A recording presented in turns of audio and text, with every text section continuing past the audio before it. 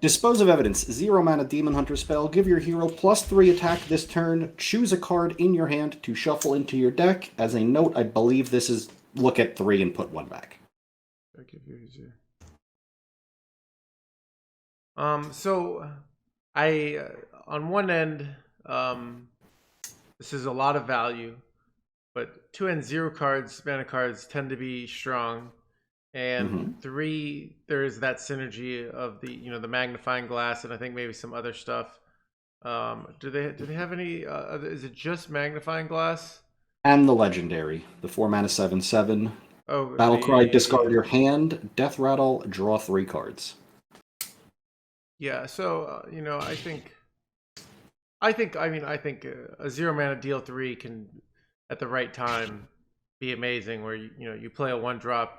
You coin, you play it, drop, you dispose, and stuff like that to just like get a huge tempo advantage, and then they can just hero power for a little bit. So I think this is So wait, we go 1, 2, 3, 4 scale. Does that sound right? Yep. So 1 is, 1 is unplayable, 2 is fringe, 3 playable, 4 insane. Card kind of looks like Soulfire, doesn't it? Yeah. Oh yeah, Soulfire. Yeah. So for Demonhunter.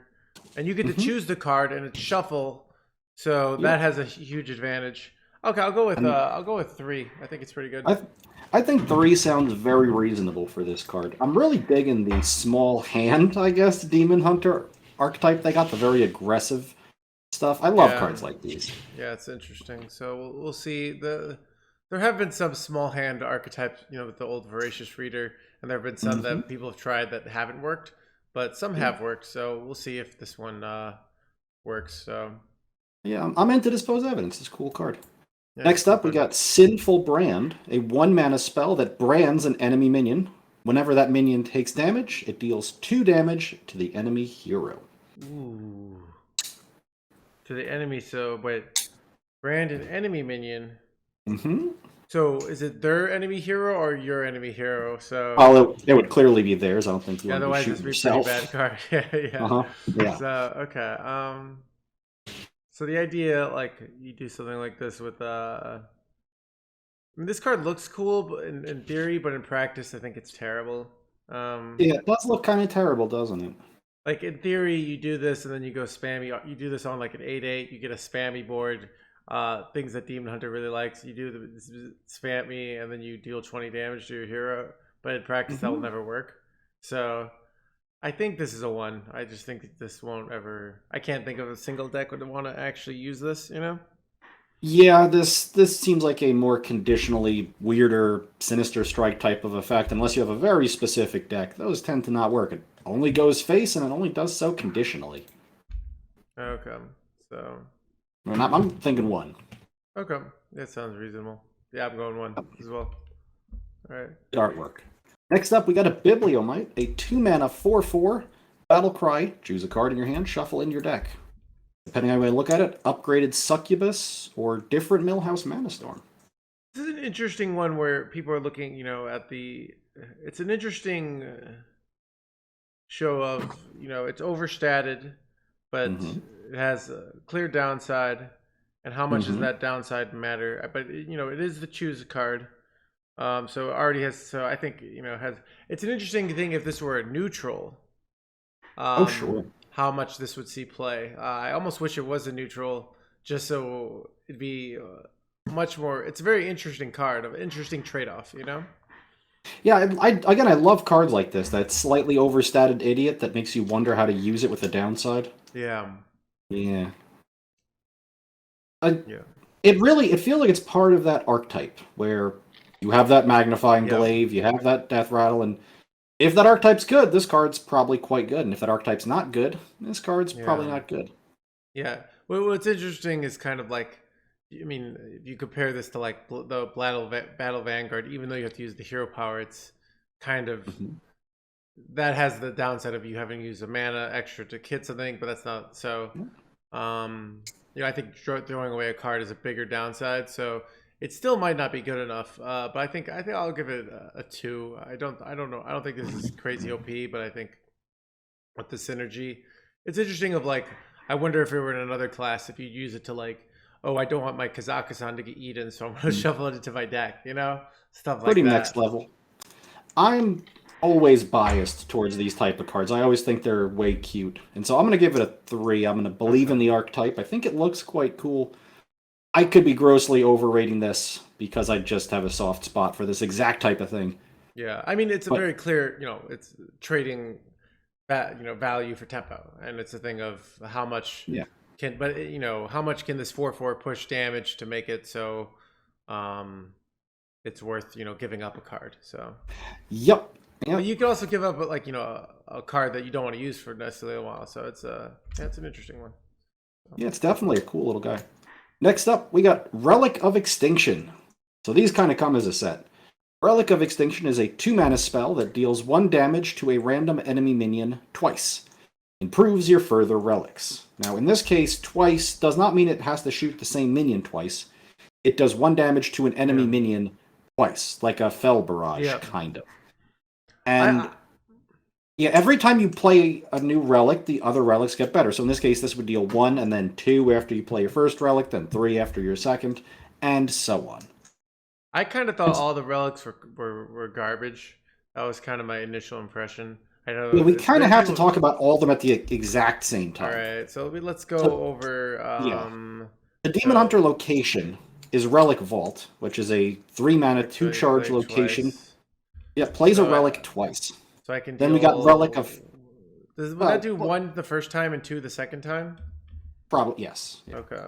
And so next up we got Relic of Phantasms, which is a 3-mana spell that summons 2 1/1 spirits, and then 2 2 spirits, and 3 3 spirits, and so on up the line. Mm-hmm. And we also got Relic of Dimensions, which is a 5-mana spell that draws 2 cards and reduces their cost by 1.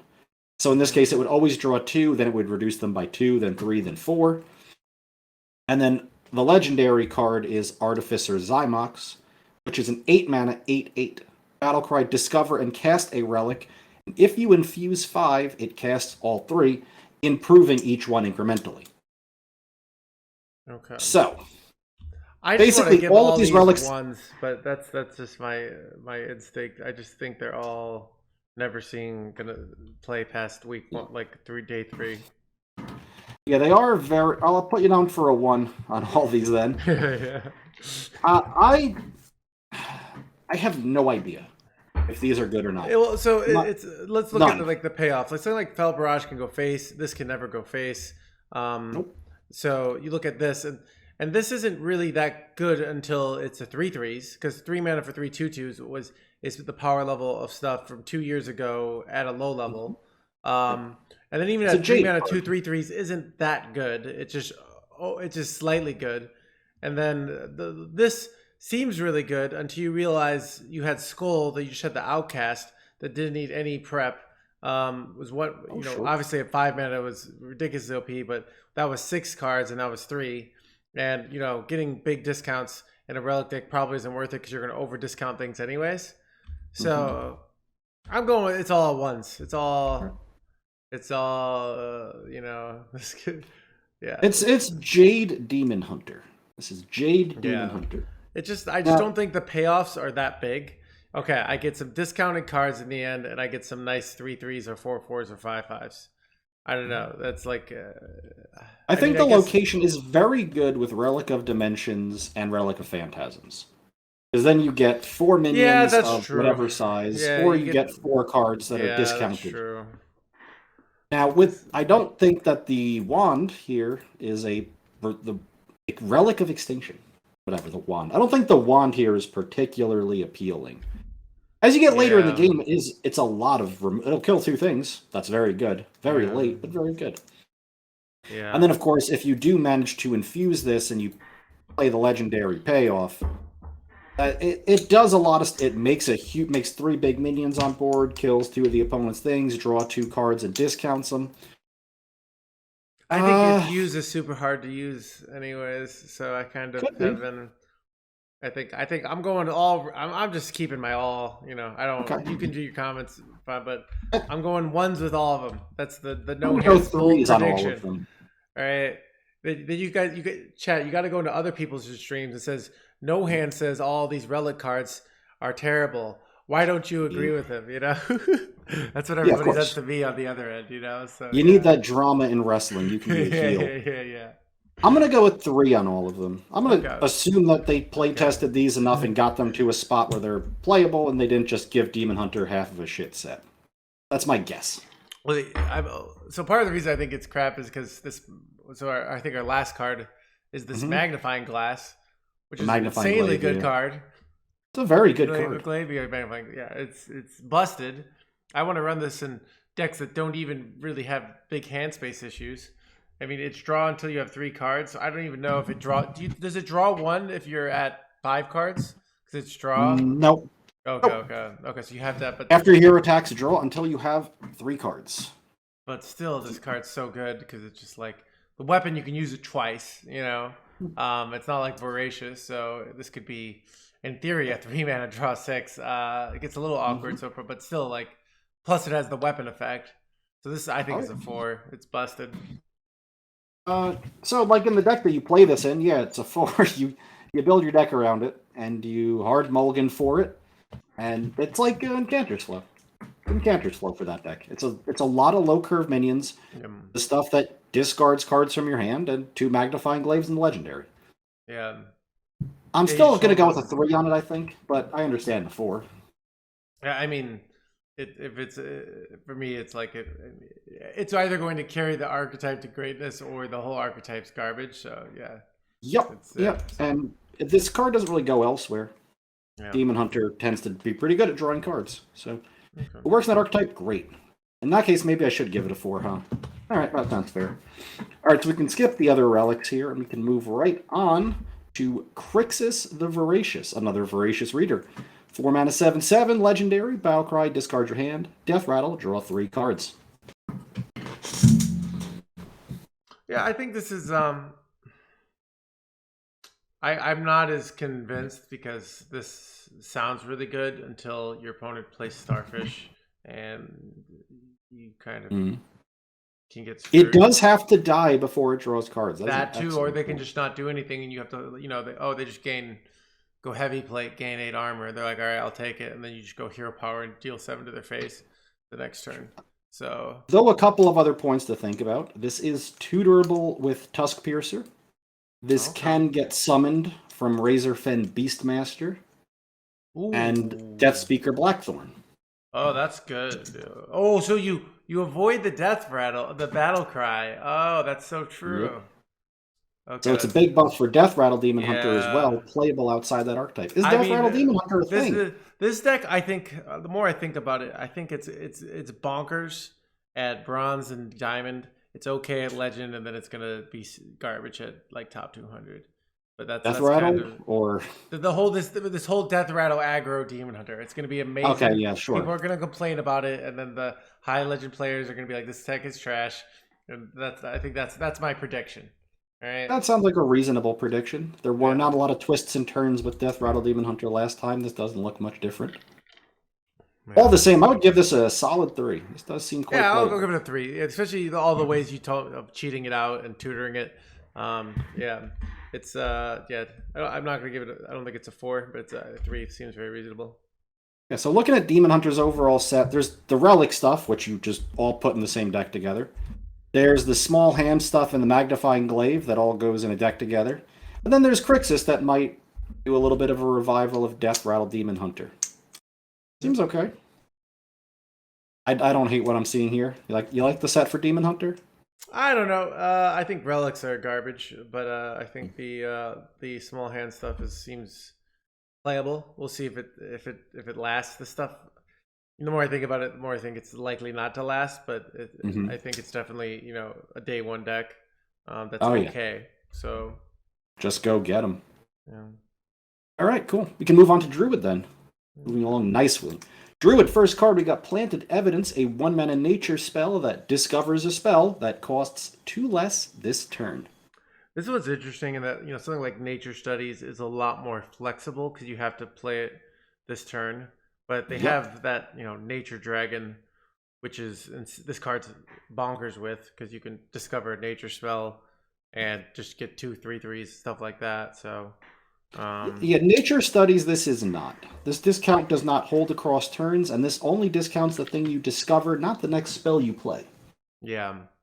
So it's awkward to time because it's like, do you go on a turn 2, try and hit a wild growth? Oh, you bricked, you hit, nourish, but you have no innervates. Like, it can get real weird.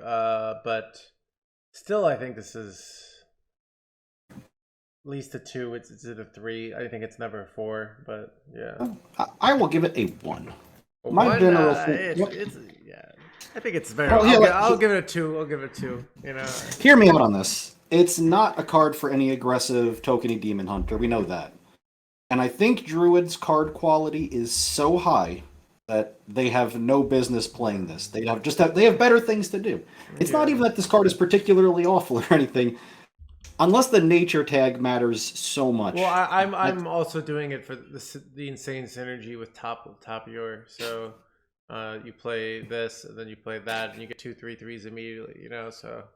And thank you, Oche, for noting that the artwork on this card looks like a dick and balls. I kind of see it. I see it now. Yep, and now I'll never not see it. Not much to say about it, though, outside of it's a nature spell and can discover things. Moving on, though, we got Natural Causes. 2-mana nature spell, deal 2 damage, summon a 2/2 Treant. I feel like I'm underwhelmed by this. I don't know. It's 2-mana cards feel like they need to be strong. This doesn't. I don't know. This seems. Let me hit you with a comparison. Yeah. SI7 agent. Yeah, I guess that sees play, and this doesn't. So. Well, it's sort of. Like, it sees play because it's an SI card. Yeah. But it used to be. This is like a 2-mana 2/2 battle cry instead of combo version of that.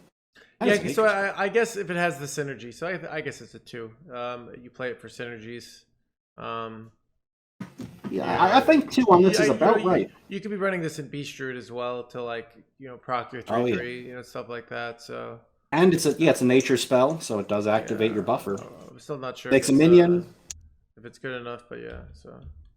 Yeah, I like Natural Causes. It's not too impressive, but it's a card.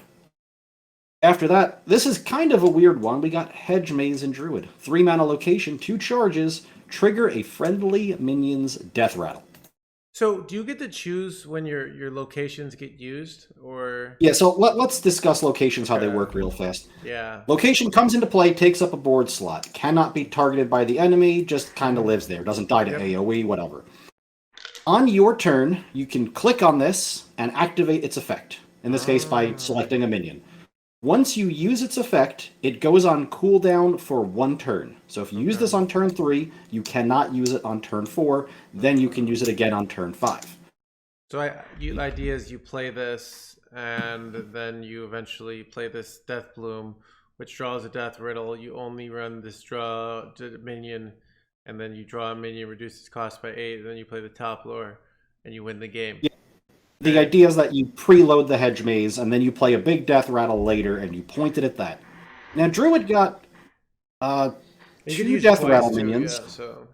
Yeah, they got 2 death rattle minions, and then there are some in the neutral slot.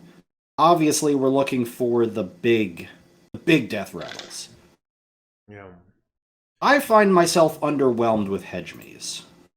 So, I find it underwhelming in Druid, but I think, I'm comparing this fact that you get to choose. Wait, so I can play this, set up a death rattle, and do a death rattle play. I think in theory it adds a lot of cool things you can do. If they don't have location stuff. It doesn't make sense, but I feel this card in a bubble is strong. And it's a thing of if the synergy or the a good thing the right death rattle comes a year from now, and then this card's busted. That's kind of why I'm looking at it. So I'm gonna give this a 3. I'm not sure if it sees play immediately, but I think this card is good. It'll probably see play eventually, and I'm gonna give it a 1 all the same. Not because I think the card's necessarily bad. I think Druid just has better things to do. We should, Snowball Gregor plus Hedge Mage would be pretty good. So I guess, Yeah, it's so weird how this ended up in Druid.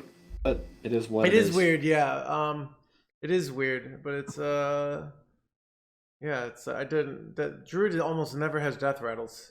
So that's why. So to clear up some questions from chat, this does not give you armor. The 2 here is merely the number of charges it has. They probably could have represented that better. And you can use these the turn that you play them. You can use them when you play them, but once you use them, they have to wait a turn to be used again. Yeah. When they run out of durability, they die. Okay. So next up, we got Plot of Sin, a 3-mana nature spell that summons 2 2/2 treants. You infuse 5, summons 2 5/5 treants instead. And for those of you who are curious how infuse works, this card has to be in your hand, and when X number of friendly minions die when you hold it, it transforms into a different version of the card. So if you are holding Plot of Sin and 5 or more friendly minions die, you get 2 5/5s. I kind of feel like I was so unimpressed with every infused card. I think this is a 1. I think it's garbage. So. All right.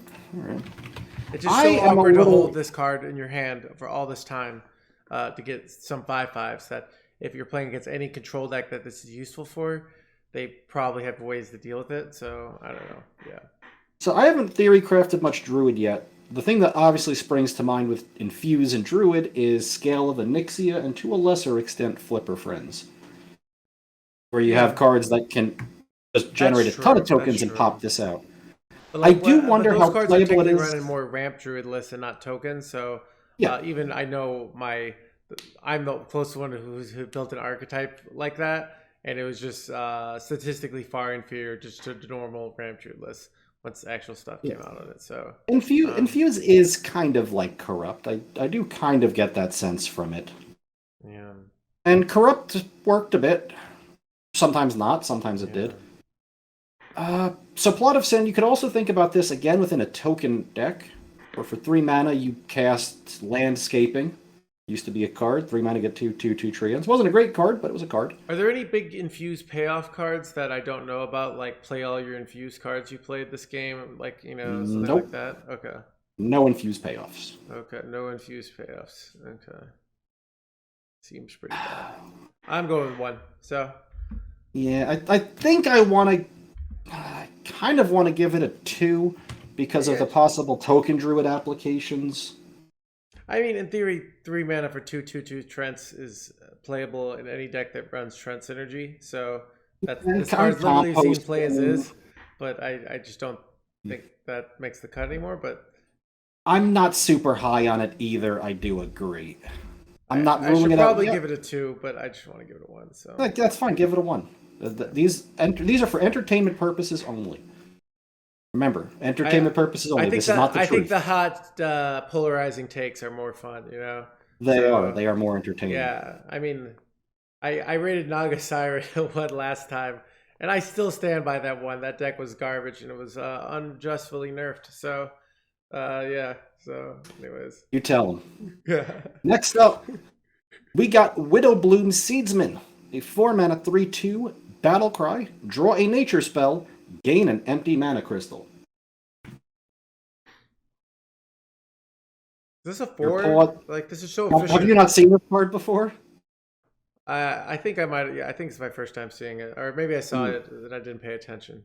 This is pretty good, your reaction's appropriate, isn't it? So imagine Elven Minstrel. Yeah. But it's not a combo, and it always draws a pre-nerf wild growth. Well, it just draws a wild growth and plays it.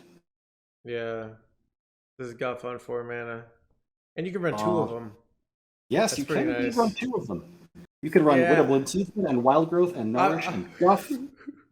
Yeah. So I'll give it a 4. That seems pretty. I think 4 seems very reasonable. It's interesting where instead of giving increased power to ramp, something like Overgrowth, they give you a little more tempo and value instead of just mana tempo. So it's an interesting. They wanted to keep the ramp power level, but have less ramp and more stats and draw. So it really surprises me that this doesn't do one of those things on Death Rattle.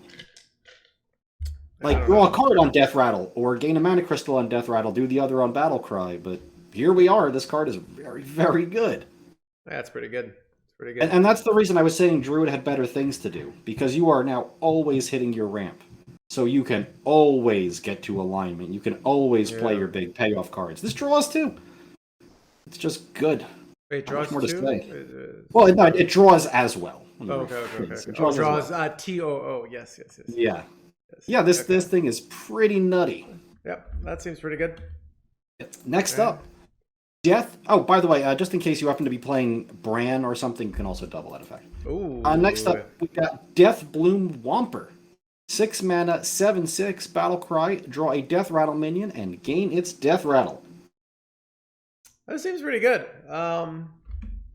This is. I feel like there are cards I've seen play that have been similar to this. Was there a rogue card that was like this back in the day?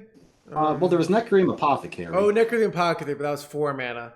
So. Yep. Then to 5. Yeah. Yeah. So and it saw some garbage play at 5.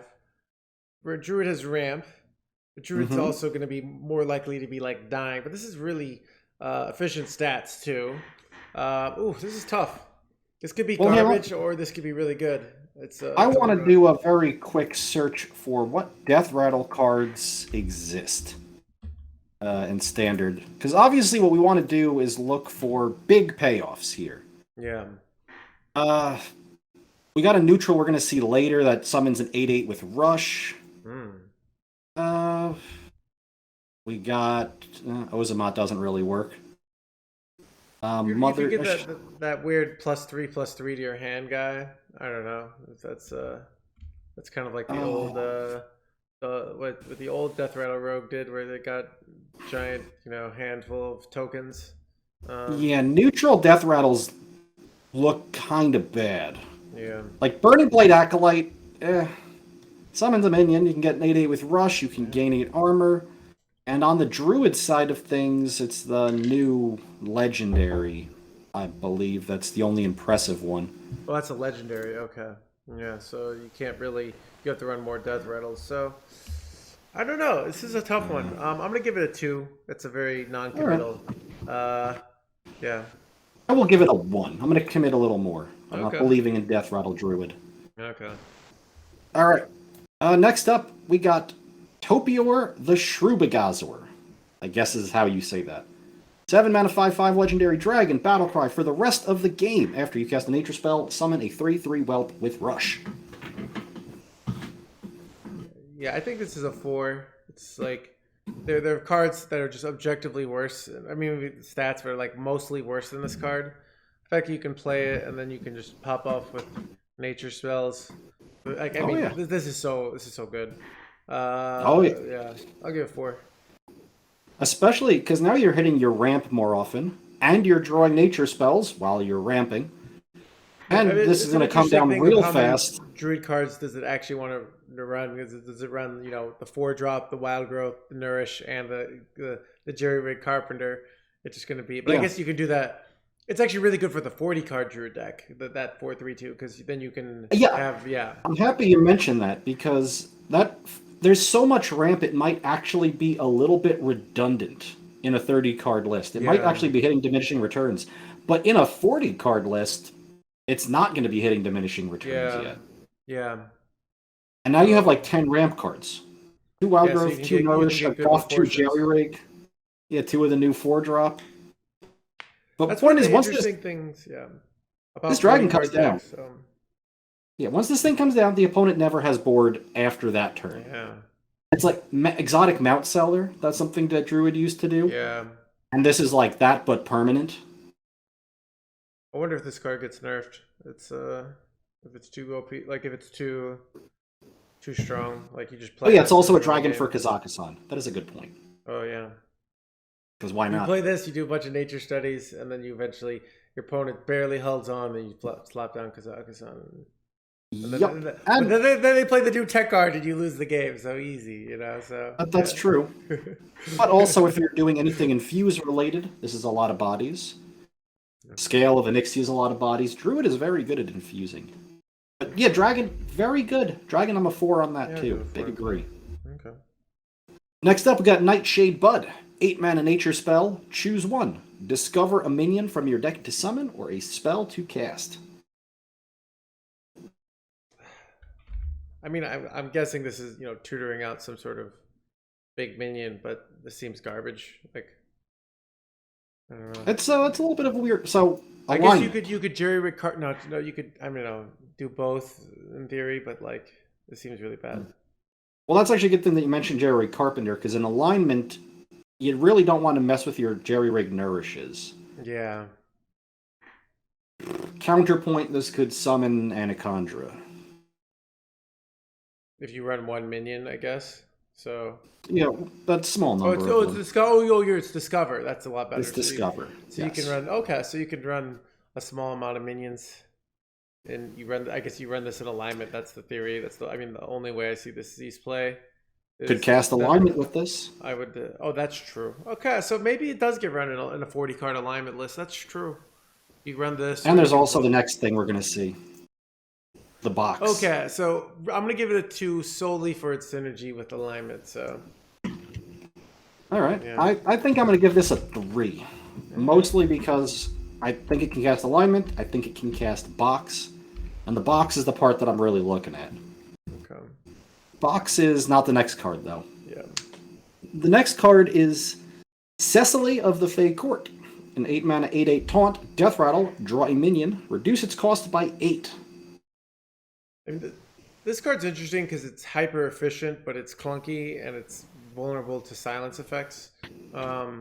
So it's a thing of like, I can't deny the efficiency, but in practice, will this actually be good? It's probably not, but who knows, So I don't know. It's a weird one. Yeah, so I thought about this a bit.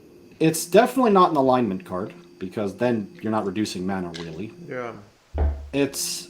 There's no Death Rattle Druid, I don't think, but you remember that Vandar Ramp Druid? Yep. Did you ever see that one? Yep. This is a Vandar Ramp Druid card. That makes sense. Now, I don't think Vandar Ramp Druid is a thing, much less after this 4-cost ramp minion. But, yeah, I'm going to go with a 1 on this. I'll give it a 2. I'm not, it's probably bad, but, yeah, so. Hard to say that a mana reduction effect like that is truly terrible. I get it. And then finally, for Druid, we got Convoke the Spirits. 10-mana nature spell. Cast 8 random Druid spells. Targets chosen randomly.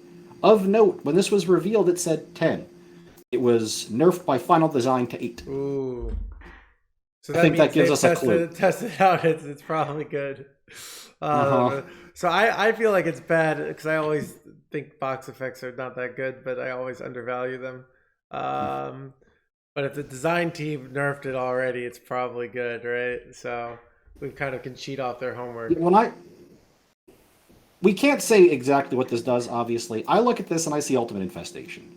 It's probably going to summon some stats. It's probably going to draw some cards. It might gain you some life. It might buff a board. We don't exactly know what it's going to do. But I think someone did the math on this on Reddit, and feel free to correct me, chat, but I think this on average casts something like 24 to 28 mana worth of Druid spells. Okay. I guess what is nice about Druid is Druid doesn't have many board clears, which is actually good for this because you're less likely to clear your own board. But cast Alive and Nourish Trust. Oh, you could do Alive. Yeah, I don't know. Well, this is such a. Yeah, that's what I hate about this card. This thing can, in this card's eyes, the card Innervate and the card, I don't know, Scale of Onyxia are the same card.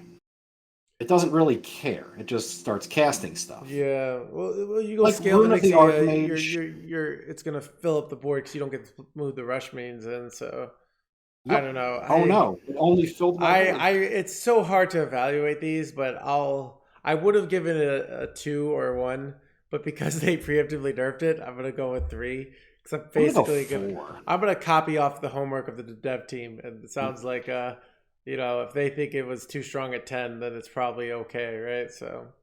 Yep, that's my heuristic too. That and Rune of the Archmage has ended up being playable, and Puzzle Box of Yogg-Saron ended up playable, and both Yoggs ended up playable. I'm gonna guess Convoke the Spirit is also playable.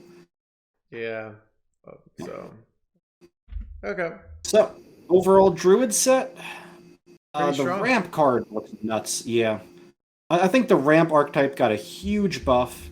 The aggressive archetype, the tokeny one, got a little bit of a buff in the class, but I think there are also some neutral. I think the one thing about, I mean, what's awkward about this is the 4 mana is a really awkward turn slot because you often have 3 and 5.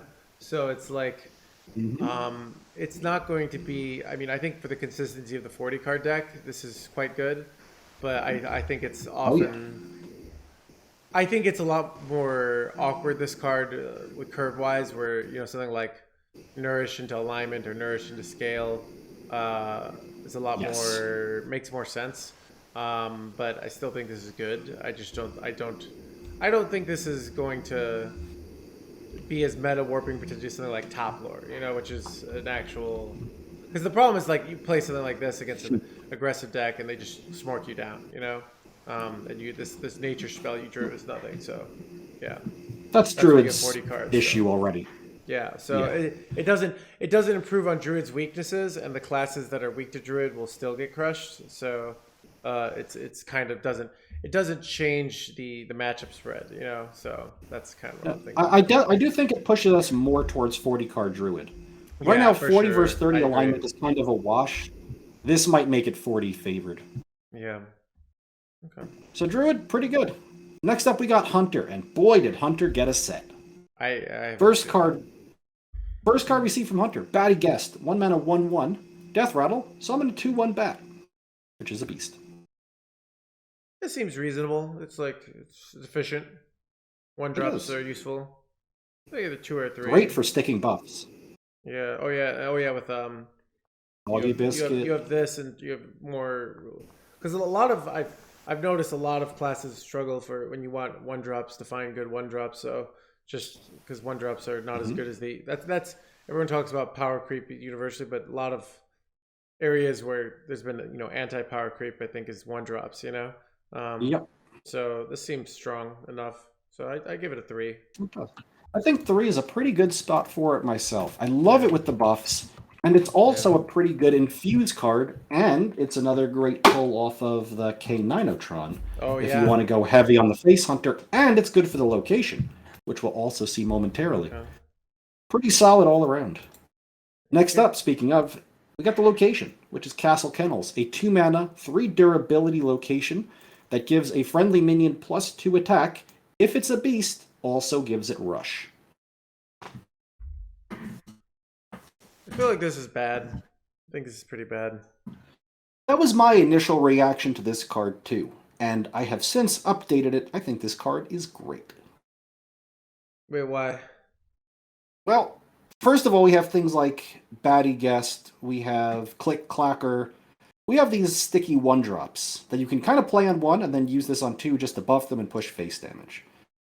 And we also now have Wild Seeds, which are a theme in Hunter. You familiar with Wild Seeds? No. Okay, well, maybe we'll come back to this one later on the rating scale of things. Now, so it's all right. Yeah. I'm not. I'm going to give Castle Kennels a 3. I understand the card doesn't look that appealing, but wait till you see the Wild Seeds. Okay. Let's move on. Next up, we got Frenzied Fangs, a 2 mana spell, summons 2 2/1 bats. Infuse 3, give them +1/+2, turning them into 2/3/3s.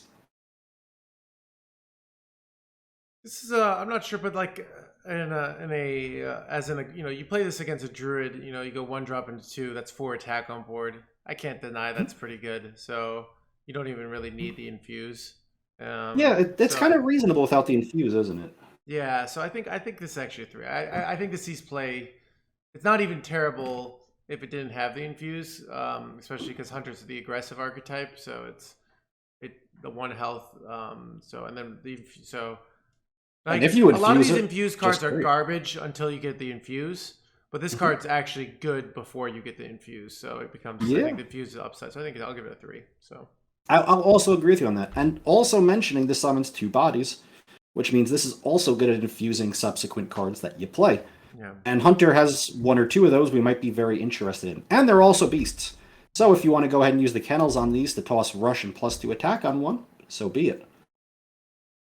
Next up, we got Spirit Poachers, and this is where you're going to see Wild Seed. It's a 2-mana 2/2. Battlecry, summon a random dormant Wild Seed. And there are 3 that it can summon.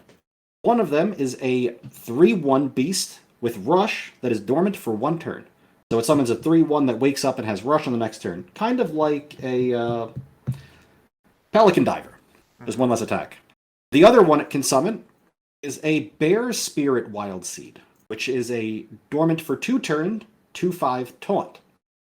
Also a beast. Or it can summon Stag Spirit Wild Steed, which is dormant for 3 turns. It is a 5/4, and when it wakes up, you equip a 4/2 Great Bow. I think this is a 4. I think this card's ridiculous. This does look like a 4. And wait till you hear this, then. If you haven't heard about Wild Seeds, not only are there more cards that make these, there are synergy payoffs for having these. Ooh.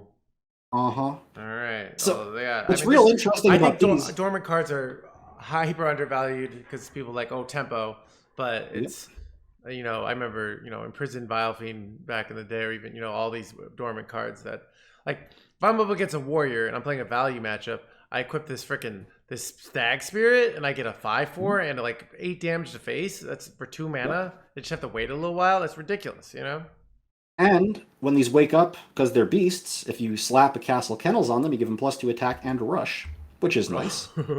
Oh, that changes everything on the Castle Kennels. And you get the 2/2 body up front. The card I would most compare this to is Imprisoned Felmaw. Imprisoned Felmaw. Oh, yep.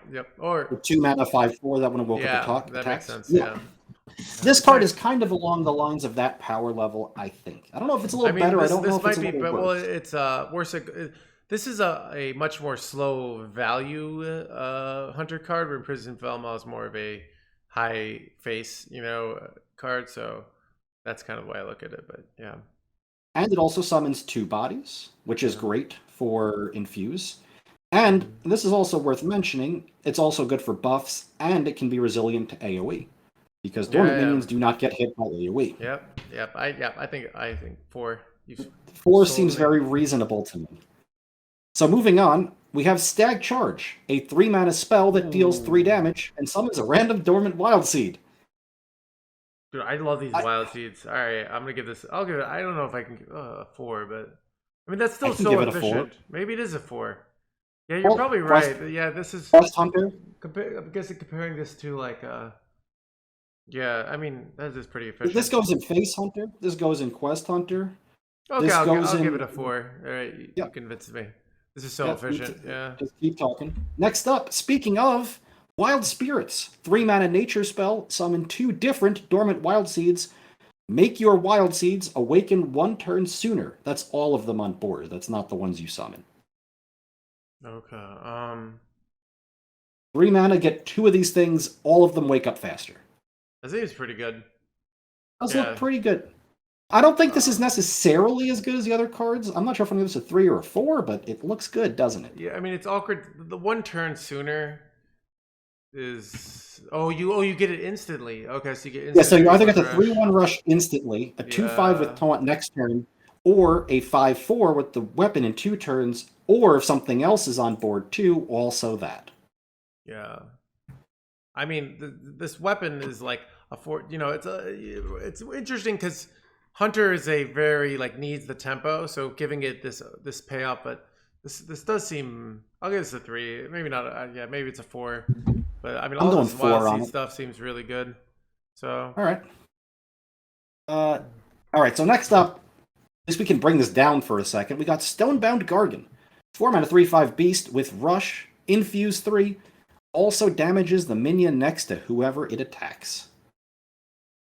Oh, I think this is garbage, right?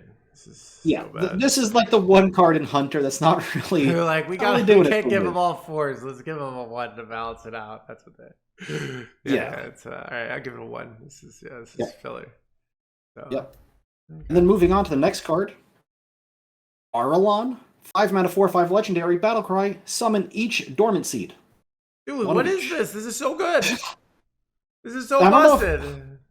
Yeah, so a couple things to note about this card. Works very well with Infuse. It's 4 bodies. Your bodies come in waves, so it's kind of resilient to AoE. Yeah. They're all. I don't. If someone wants to do the math on this, how many stats this is? It's What is so that? efficient. Or 9 just plus 7, another yeah. 13, Okay. 20. This is 29 points of stats in a great bow. And it's like a wild paw caverns in a way, isn't it? Yeah. All right, this is 4. All right, Yep. it can't. Yeah, Yep. super good. Oh, I mean, you wild can seeds also are, start waking these up sooner, so that's yeah. good. Anything else to say about this beyond it's good? Like, I mean, well, so I mean, what's interesting is all this stuff is awkward for Hunter, which is the theory of why they can give it to Hunter, is because slow, awkward things is like going to be tough for Hunter. But Hunter's already starting to run 40 card decks for the additional health. Interestingly enough, I think. I mean, I just think not that it would, but like I think Hunter just has to figure out how to play a value game plan. But it's super powerful. So yeah, super And now, efficient. think about the location, perhaps in light of all these wild seed cards, because I think I want to play all of them. And I think when my dormant minions wake up, I want to give them +2 attack and rush. Yeah. I guess that's the case for you're playing the slow stuff, so you need to fight for board back. So you run this kennels so you can use it. I still think it's bad, but Okay. I see your case. Okay. Now with the I like sticking to my initial ratings. So Yeah, fair enough. Yeah, okay. All right, so next up, we got Huntsman Altimore. 7 mana, 5/4. Battlecry, summon a Gargon Companion. Infuse 4, summon another. Infuse 8, summon another. And you're excited about this one because you have an exclamation point. Gargon Companions are animal companions with different art. Yeah, They are. I saw this one earlier. I think this is trash. I just you know, it's like look compare this card with conditional for crappy animal companions and 7 mana and precondition versus 5 mana, which is OP wild seeds, 5 mana and unconditional. Like how are these, you know, you could put this guy to 5 mana and it would still not be as good as Arlan in my opinion. So Goodness. yeah. So, well, when I look at this card, I think Call of the Wild. Remember when they released that 8 mana summon all 3 animal companions? I started by the time I started playing the game, it was already 9 mana. So that's kind of what I. Okay. So yeah. So yeah, it was 8, got nerfed to yeah. 9. Yeah. There was also To My Side, 6 mana, summon 2 animal companions if your deck contains no minions. Yeah. Both of those cards actually ended up being surprisingly good, and all underrated at their time. With all the wild seeds, the multiple bodies that Hunter can summon, the bats, the death rattles, the wild seeds, I think there's a good chance you regularly get 2 off this, sometimes 3, and it comes with a 5/4 body. I think it could, if it were always 3, it would be playable. It's just I can't. I think it's trash. You know, so I'm going at least 3 on this. I'm going to say 3. I'll put you down for a 1. Fat 1. All right, this is this card. Yeah, I yeah, mean, you're not a believer in Infuse. This has Infuse 8. I get it. Yeah, I mean, these wild seeds are amazing, though. So it's they are. Yeah. So, anyways, okay. All right, cool. And then we can move on to the last card, which is Collateral Damage. 8 mana spell deals 6 damage to 3 random enemy minions. Excess damage hits the enemy hero. Piercing shot on 3 targets. If they only have 2, it only casts twice. If they have 1, it casts once. I have no idea. So, Hunter running this, like, jackpot. It's insane in Hunter. Yeah. All right, bro. It's a good jackpot card. That's such a good jackpot. You could do this every time. Oh my god, this is such a good jackpot card. But do I ever run this in Hunter? I think like what deck is gonna run this 8 mana awkward thing? That's a very good question. And if I know my opponent's running it, like I just know like to them to run this card, that means they're gonna probably be behind on board, you know? So they're just gonna get the kill or something, trade off their minions or play around it. So I think this is garbage. I'm gonna go with 1. So I'm gonna agree with you there. It's way too conditional and way too expensive, and Hunter has better things to do earlier. Yeah. Overall, though, what a Hunter set! My God. I mean, yeah, it's these freaking. Oh, it's interesting. It's really I like these Hunter cards, but they're not. I'm glad that it doesn't feel. I get bored of the hunter just being a face archetype, and I like that it's like kind of overstated stuff. It's kind of like when I used to play hunter more. It was for these sort of big minion payoffs. So I like the direction. It's not the normal direction of hunter, I'd say. But I'm sick of face hunter, and so. Face hunter does look real able to kill people. I sketched out a list of that, and it looks insane. But you can also use a slower type of deck where you play the more expensive payoff cards, hero card, whatever. Stag Charge, though, I think this is one of the best in the set for hunter, just because of it's a good face hunter card. It's a good just I'm going to put stuff in play card. Yeah. It's a good quest hunter card. Yeah. Stag Charge is nutty. Pretty good. What a set. What a set for hunter. This all right. Stag Spirit Wild Seed is so insane. Like so good. Yeah. So good. All right, we can move on to Mage. Starting with Suspicious Alchemist. 1 mana, 1/3, Battlecry, discover a spell. If your opponent guesses your choice, they get a copy. And the way this works is Mage plays this, they discover, they get the spell. Start of your turn, 3 options pop up. You get to pick one. If you guess correctly, it's yours.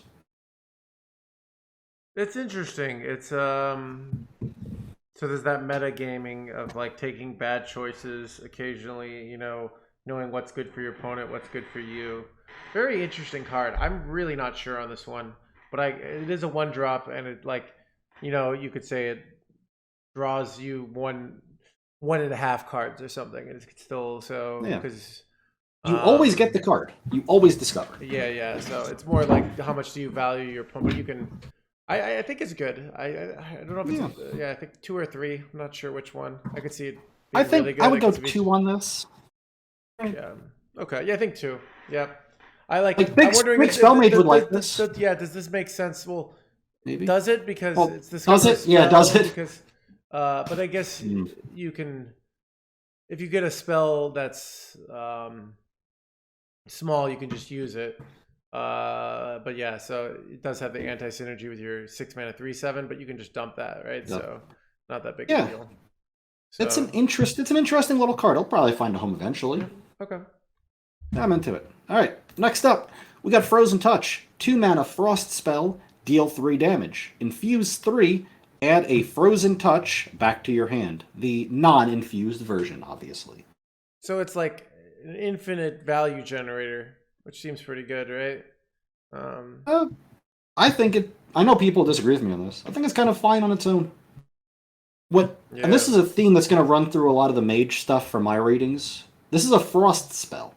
Mage does not have good Frost spells. This makes multicaster decks a lot better. Yeah, and like you can use this kind of as a mini ignite of like just getting a lot of, if you're in a value matchup, to get a ton of damage of just keep playing minions and keep getting more of these, so if you have your time. It's a dark bomb. It's a quick shot. Okay. It's a Tooth of Nefarian. It's one of those, right? I think it's a 3. I agree. 3 sounds good. But mostly it's a Frost spell, and that's going to be very relevant, because they got so many good Frost spells now from, like, none. Speaking of, next card is also a Frost spell, Solid Alibi. 2 mana Frost. Until your next turn, your hero can only take 1 damage at a time. It's like a portable Cariel. I thought this was garbage when I saw it. I saw this earlier. It just it's one of those things that in the perfect situation, it's okay.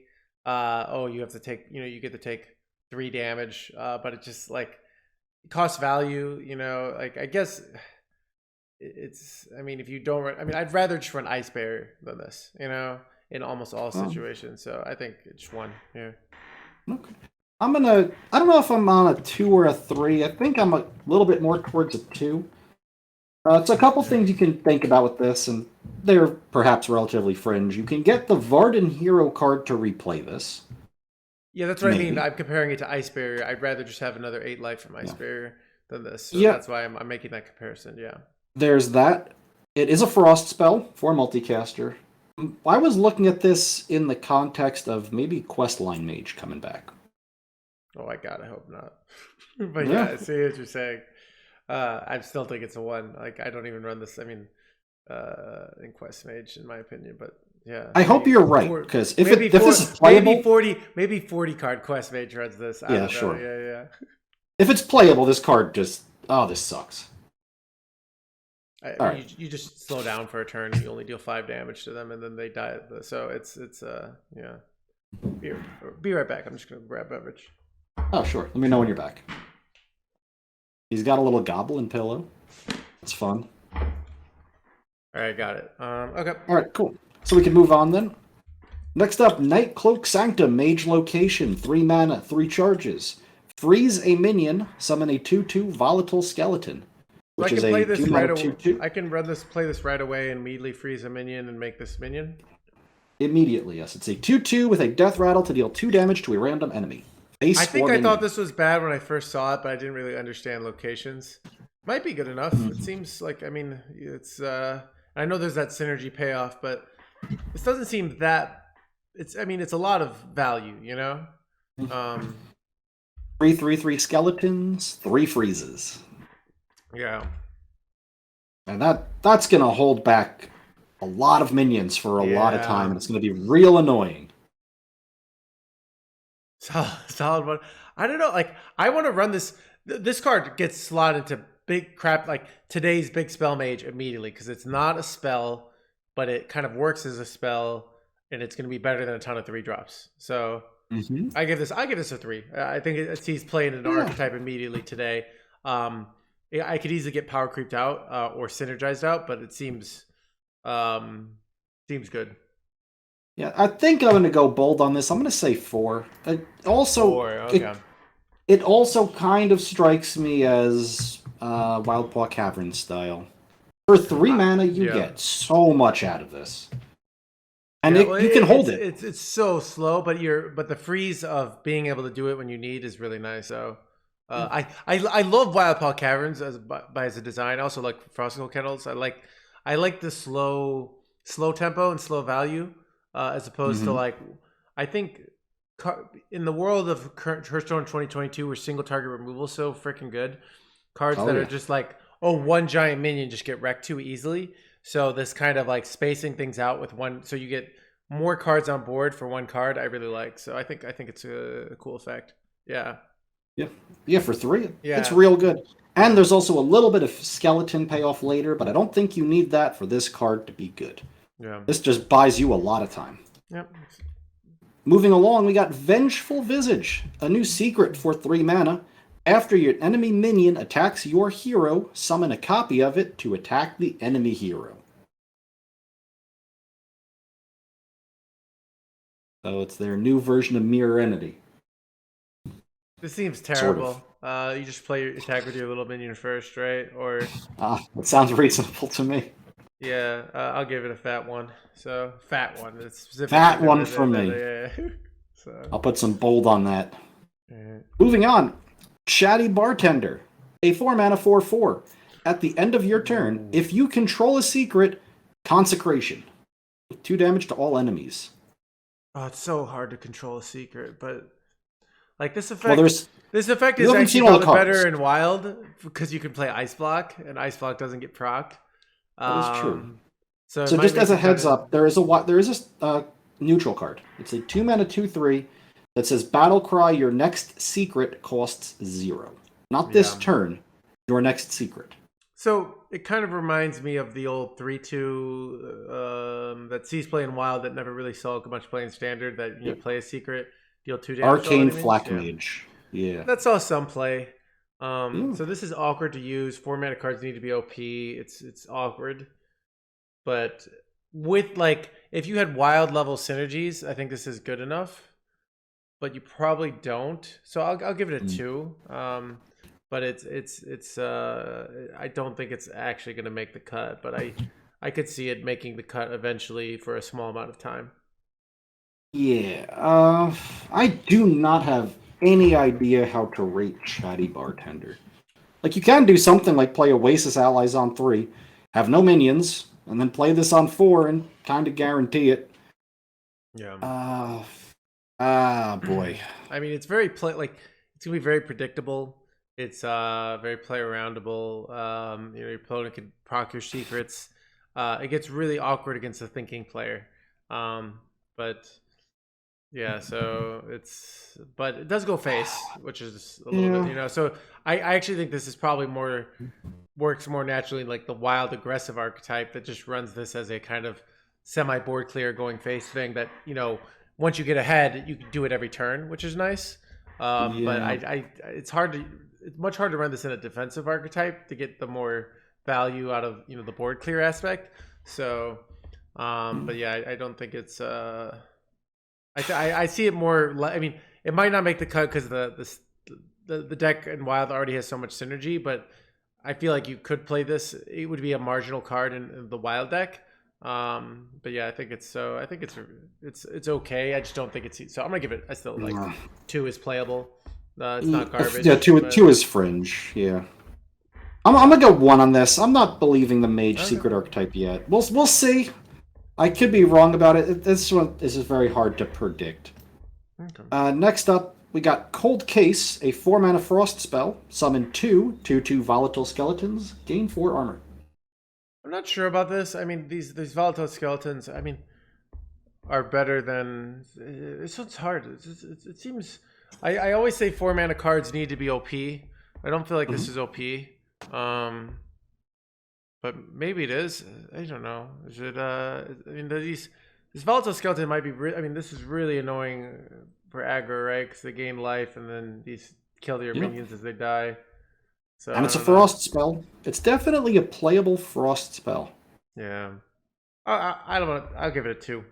That's. I'm gonna go 3 on it. I think it's good. Just kind of weird, generically good, but I think it does what it needs to do.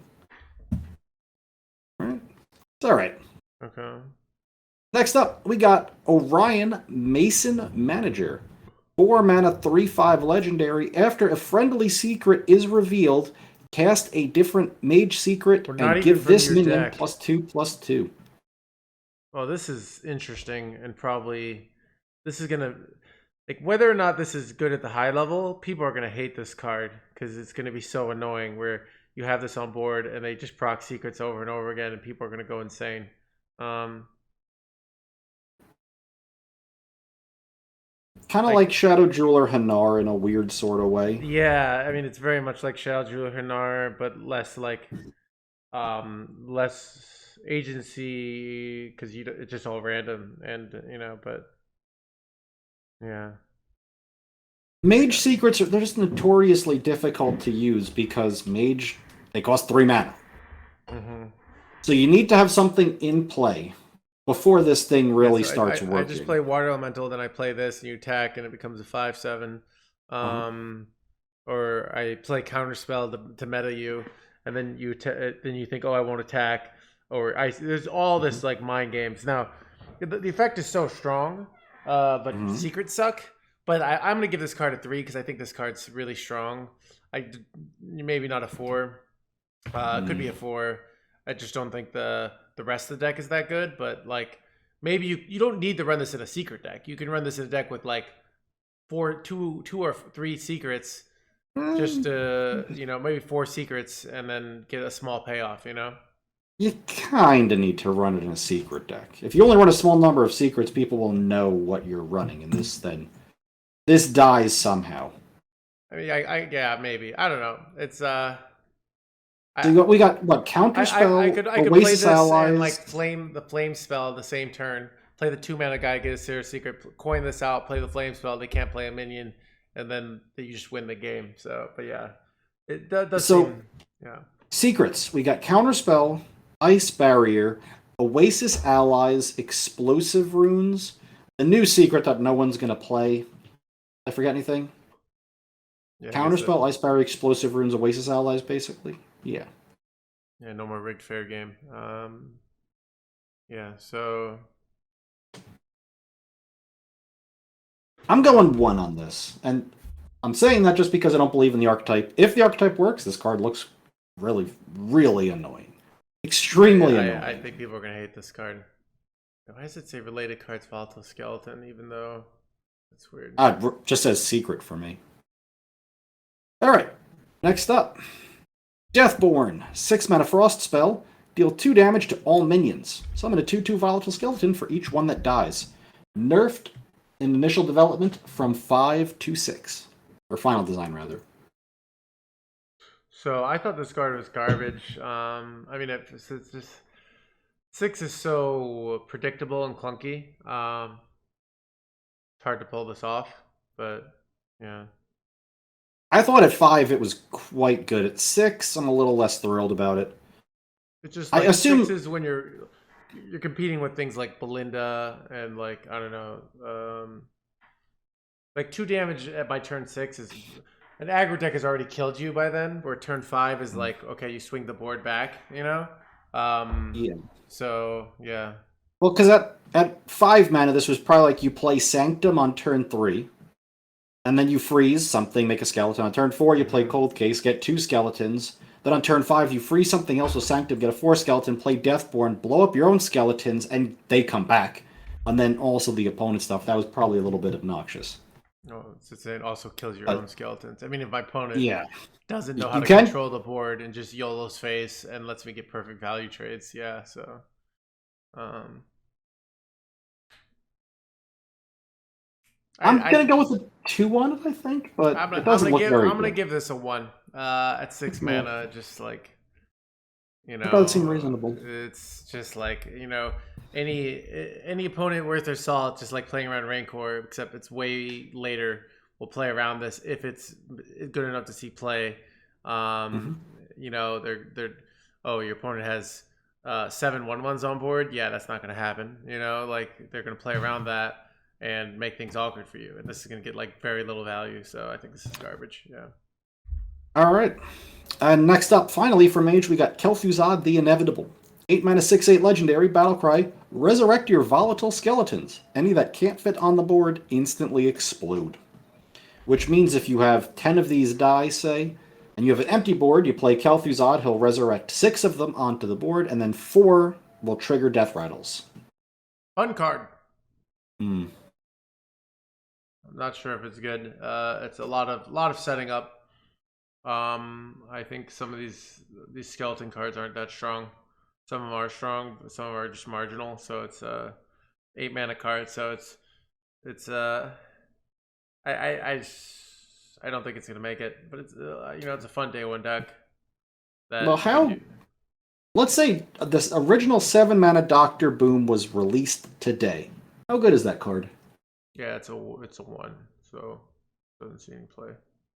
Because this thing, it's probably more like Blastmaster Boom. Yeah, it's more like Blastmaster. That was playable. There was that Bomb Warrior deck. Yeah, perhaps there is a Bomb Mage deck.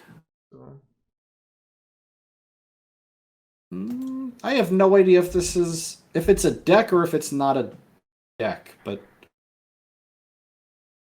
I didn't try to Theorycraft it yet. I'm just gonna go 3 on them. I'm gonna go bold. I will go with a bold predictions 1 garbage. Right. Yeah. There's very little in between. It's either extremely good in a deck or that deck sucks. I mean, it's one or the other. I mean, if you're running all the skeleton cards, you obviously run this. The payoff is worth it when you're running all these suboptimal cards that are clunky and predictable. Doesn't and if your opponent has a good deck and you're about to play Kel'Thuzad, they overwhelm the board tempo so that it protects their face. You play this, you don't kill their minions, and then they kill you. That's what's going to happen. And you're going to lose the game. Perhaps. So, overall, though, Mage's set. I don't know what to make of secrets, but I'm really thrilled about all the Frost stuff they're getting. I think that merely usable Frost spells is a big boost to multicaster. I'm not that impressed. I think there's some stuff that's like marginal, but like there's nothing that's like I'm like, wow, that's good, So. Yeah. Don't know what to make of the secret stuff yet, but we'll talk about that more as we hit the neutral slot. Okay. We can move on to Paladin.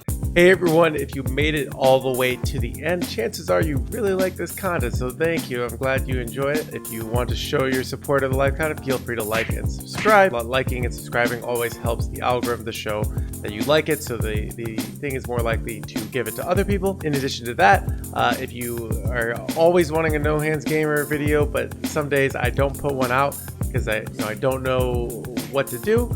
We have another channel, which is the Nohandsgamer VODs, which is the raw, unedited content from my Twitch, where you get to see everything on the YouTube format. I highly recommend you go check that out, so you can get your Nohandsgamer fix every day, even when I don't put out a normal YouTube video. Hope to see you guys in the next video.